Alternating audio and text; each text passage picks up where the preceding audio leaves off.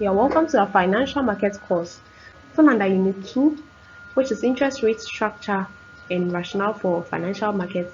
You're considering the last session, which is session 6, and we are going to look at the conflicts of interest.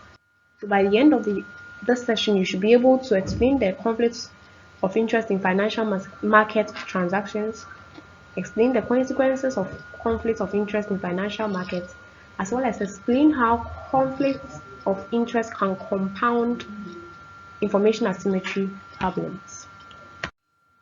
So when we talk about conflicts of interest, we are saying that occurs due to lack of compatibility in the desire of investors and the desire of financial intermediaries. So we are saying that anything that causes lack of compatibility in the desires as well as the interest of investors and that of financial intermediaries is known as conflict of interest. So we are saying that here there's a disparity between what investors want as well as what the financial intermediaries also want.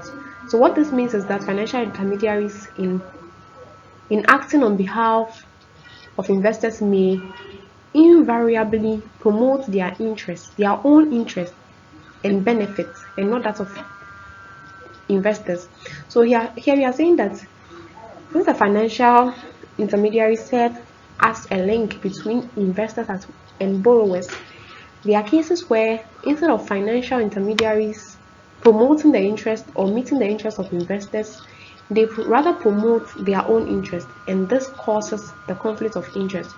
So for these reasons, for banks in particular, banks are subject to a number of regulations and supervisions by the Bank of Ghana.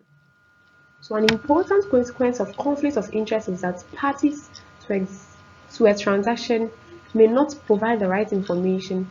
This will not help counterparties to make accurate decisions. So we are saying that one of the important consequences of conflict of interest is that some of the parties may try to hide information or some key facts which are needed to resolve issues, and in withholding some of this information, it makes it very difficult to resolve the problems. So conflicts of interest can affect the quality of information provided, even in an attempt to reduce information asymmetry problems. So even in an attempt to reduce information asymmetry problems, conflicts of interest may affect the quality of information that is being provided. And one key way to mitigate information quality concerns due to conflicts of interest is having a third party verified one who has to make sure that the right information is provided by both parties. So here we are saying that conflict of information causes or reduces the quality of information which is needed to resolve that conflict that has been resulted as a result of information asymmetry, adverse selection, and the resulting moral hazard.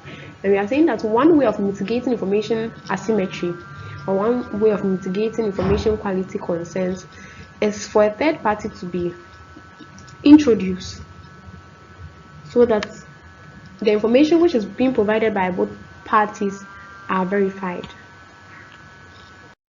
All too soon, we've come to the end of this session, and under this session, we've learned that conflict of interest occurs or can occur between financial intermediaries and investors, and it occurs when financial intermediaries try to promote their interest rather than the interest of the investors, and this affects the quality of information that is needed to ensure the smooth operations of transacting business. And to deal with conflict of interest, we are saying that a third party may be involved so that the information provided can be verified, and this third party must be an independent source or an independent body with an objective view so that the case can clearly be resolved. Thank you so much for your attention. Bye.